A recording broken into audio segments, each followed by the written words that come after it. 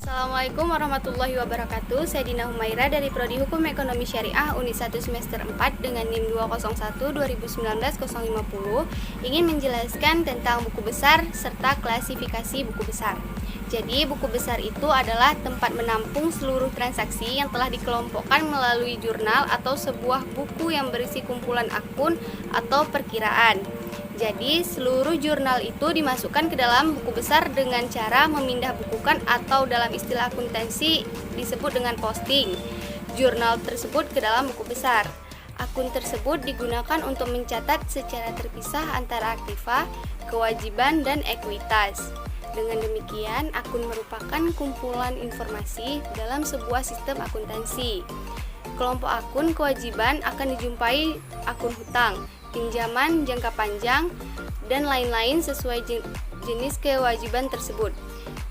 Demikian pula modal dicatat dalam akun ekuitas. Sistem pemrosesan transaksi dalam perusahaan dapat dilakukan dengan dua cara, yaitu dengan cara manual dan cara komputerisasi.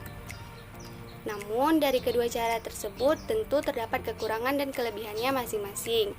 Hal itu dikarenakan buku besar merupakan salah satu sistem akuntansi yang sangat erat hubungannya dengan sistem pencatatan, dan disinilah proses pencatatan akan dikumpulkan. Nah, untuk bentuk klasifikasi buku besar itu ada dua jenis. Yang pertama itu ada buku besar umum atau yang sering disebut dengan buku besar induk, di mana semua perkiraan yang ada dalam suatu periode tertentu seperti kas, piutang usaha, persediaan utang usaha, dan juga modal. Perkiraan-perkiraan ini saling berdiri sendiri dan berfungsi mengikhtisarkan pengaruh transaksi terhadap perubahan aktiva, kewajiban, dan modal perusahaan. Nah, yang kedua ada buku besar pembantu atau yang sering disebut dengan buku besar tambahan, yang merupakan sekelompok akun khusus yang mencatat perincian piutang usaha dan juga utang usaha, yang fungsinya ialah memberi sumber informasi yang lebih mendetail. Buku besar pembantu ini terbagi menjadi dua. Yang pertama ada buku besar pembantu piutang usaha atau buku piutang yang disediakan khusus untuk merinci langganan kredit. Nah, di dalam buku piutang ini keadaan tagihan kepada tiap langganan dicatat dalam daftar-daftar tersendiri. Perubahan piutang dagang secara keseluruhan dicatat pada perkiraan piutang dagang di buku besar umum sebagai perkiraan induk.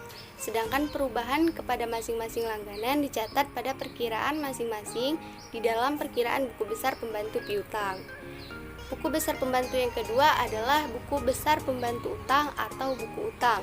Dialah buku yang disediakan khusus untuk mencatat masing-masing pemasok secara terperinci, yang banyaknya ditentukan oleh banyaknya pemasok yang memberikan pinjaman kredit, baik berupa barang dagangan maupun aktiva lainnya. Seperti halnya dalam buku piutang, dalam buku utang pun keadaan utang pada setiap pemasok dicatat dalam daftar-daftar tersendiri. Perubahan utang secara keseluruhan dicatat pada perkiraan utang dagang dalam buku besar umum. Sedangkan perubahan kepada masing-masing pemasok dicatat pada perkiraan masing-masing dalam buku besar pembantu. Sekian dari saya, lebih dan kurang saya mohon maaf. Wabillahi taufiq wal hidayah. Assalamualaikum warahmatullahi wabarakatuh. Assalamualaikum warahmatullahi wabarakatuh. Saya Putra Nisa dari kelompok 2 akan membacakan yang selanjutnya, C. Bentuk buku besar. Buku besar memiliki bentuk yang beragam. Kendati demikian, semuanya sebenarnya mempunyai fungsi yang sama bagi perusahaan. Yang satu, bentuk skon. Kedua, bentuk skontro. Yang ketiga, bentuk stafle atau berkolom saldo tunggal atau 3 kolom. 4. Bentuk stafle berkolom saldo rangkap atau 4 kolom.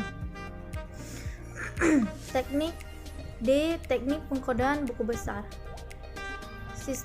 Jadi dalam teknik pengkodaan buku besar ini ada 3 sistem. Yang pertama sistem numerik, yaitu kode kelompok dan kode blok. Yang kedua sistem desimal, dan yang ketiga sistem mnemonik, dan yang keempat sistem kombinasi huruf dan angka.